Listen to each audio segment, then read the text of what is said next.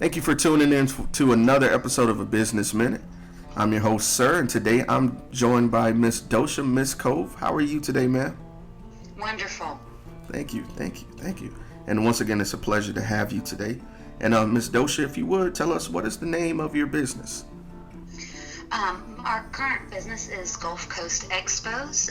We put on large events with multiple vendors in different aspects for the community. Currently, we're doing the Gulf Coast Mardi Gras Expo, and in September of 2019, we'll be doing the Gulf Coast Hunting and Fishing Expo. Awesome. All right. And Miss Docia, how long have you guys been active? This is our second year working in the Expo arena. Started developing it, looking at trying to connect vendors with clients in a different capacity. So that's why I originally created the Mardi Gras Expo to connect event service providers with those Mardi Gras societies to expand their business throughout the year. All right, awesome. And so I wanted to ask, what inspired you to get started in the field on your own? Well, I worked a 9 to 5 and enjoyed it and have it as a career, but also had a passion to be creative and innovative and make my own schedule and be my own boss and reach out to people in the community in a variety of different ways. Our first company is Staff Bar Company, which is a bar catering company. We got our roots over at the Hangout Music Festival when they first originated over 10 years ago, and that company began to grow on a year-round basis and is, of course, every year growing larger. And looking for Mardi Gras societies to connect with, it occurred to me, well, why don't I help connect all these societies with local vendors across the Gulf Coast so that they also have the same benefits of being able to reach out to multiple societies at one time. Oh, that's wonderful. That definitely, makes it easier for everyone. All right. So I wanted to ask, with getting started, in the last couple of years, were there any obstacles that you did encounter along the way? I'd have to say absolutely. I think that a lot of times as an entrepreneur or a person that's starting things that are from scratch, that are from grassroots, it's hard when you don't have a manual to follow, when you don't know what to charge for pricing, when you don't know how to negotiate with the client because you don't want to lose the deal, but yet you still don't want to scrimp or sacrifice on your service or what your business is worth. So I think that's been one of our biggest issues in general, is asking for what you're worth, not being scared to do market research and see what they charge around the nation. And comparatively, it is the Deep South, and we may have a little bit of a different market, but at the same aspect, you should be charging similar to what other places are around the country. And I think that once you have confidence in your pricing and when you speak to your clients about what your services or products are worth, I think that they take you more seriously when you yourself have confidence and are secure in asking for what you're worth. All right. Well, I definitely believe that as well. So that leads me to my next question. You mentioned that you also have done, work 9 to 5 as well. So how do you manage to balance work and your personal life?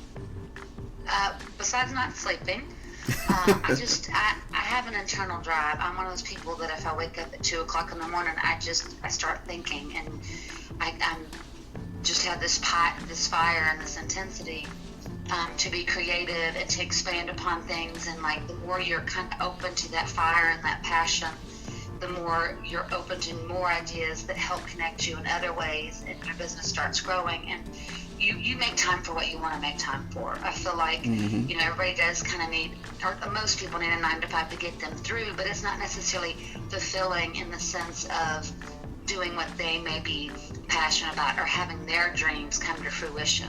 So you have to get up in the morning an extra 30 minutes to make those phone calls or emails or Facebook a post. You have to be able to make those phone calls on the way home when you're tired, or stay up late to talk to a client. You make your business what you want. Your success is determined by as much effort as you put into something. I definitely agree with that. So that leads me to my next question. What experience in the last couple of years would you find to be the most memorable? Hmm. I think to me, the best part of all of this is helping people. Mm-hmm. Um, in the staffing company for bar catering, we help people sustain their incomes. A lot of these parents are single parents, both men and women, and it helps them provide more for their children on a part-time basis. Working with the Expo arena, with Gulf Coast Expos, we help businesses grow their business, and that affects them long term. We also have and accept charities and nonprofits at our events, and that helps those organizations grow and become larger. So to me, it is nice to make money, but it's almost like an afterthought. Like the exciting part of it to me is being able to help people in our community grow and succeed, and then together we're stronger as a community. So if I can encourage that in a way, if I can support someone, if I can help network and connect people or businesses to other clients and help grow their business, then in turn it benefits and makes me happy. All right. And Docia, I totally understand being able to give back to the community. We recently attended an event hosted by Ambitiously Him and Her, and they invited us to come, and oh my goodness, to see the outcome and see everyone smiling and supporting, is definitely wonderful to see everything fall in line. So I definitely agree. So, but on the flip side of that, I do have to ask, at any point in time during this period, did you feel that you wouldn't be successful? And if so, who or what changed your mind? Absolutely. I think it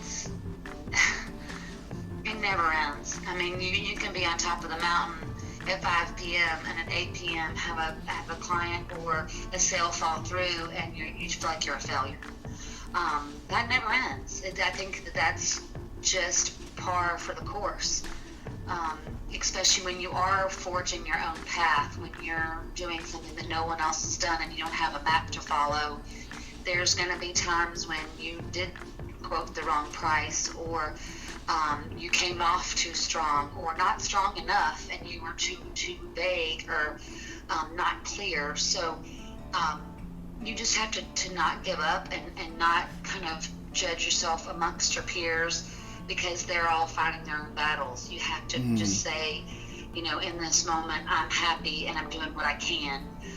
And looking back at our pictures and our posts and our events from the previous years, I'm like, wow, that's where we started. And look at all this that we've accomplished. My husband is my co-owner for Staff Bar Company. Michelle Murrell of Southern View Media is my partner for the Gulf Coast Mardi Gras Expo.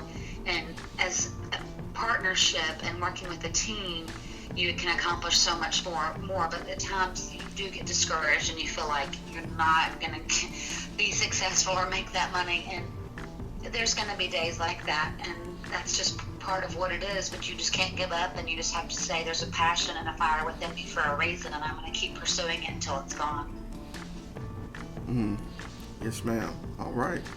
I love that. So, Docia, this next question thinks along the lines in terms of long term. So, where would you like to see your business in 1 year, 3 years, and then 10 years? 10 years seems so far away. Within a year, Gulf Coast Expos is currently forming. My ultimate goal is, of course, like I said, to affect the community and to bring about new events that affect multiple businesses. My ultimate goal long term, I would say, realistically probably 10 years or so, is to move the events to places that are so large that we can barely hold all the vendors. My goal is to sponsor multiple things around town and other festivals and other community projects and organizations, without even a blank. Just give that money, give our time, give of our resources at a larger level. I look at icons in our community like Scott Tyndall of Gulf Coast Ducks and the Fort, Alec Naiman of Naiman's Catering, all these people around town that have worked so hard and have been in the industry for so long, and they're icons. When they walk into our room, people know who they are. It's not just about recognition, but it is one of my goals to leave a legacy for my children in this area, to go by a building and say, I remember when the Chamber of Commerce first, started its beginnings, or when the fort wasn't the fort, or, and so on. Like, I want to be part of Mobile's culture, and so even when I passed on, that there's still that legacy of who I was, and the teams that I created, and the events that we made, and how, even when I'm older and gray and can't be on Facebook, I'll still have this company and these events to further my ideas. All right. And I will always be on Facebook even when I'm old and gray. Probably so. If I'll be on Facebook. It'll be something. It'll be something cooler by then. All right. And Ms. Docia, this final question I always dedicate to that one person listening who's on the cusp of taking that leap of faith. So what words of encouragement would you have for that person who's just now thinking about taking that step? I've been thinking about that for a couple days now, and I know this sounds a little cheesy, but I think you have to realize that the sky is the limit. And I mean that in the sense that if you can dream it, you can achieve it.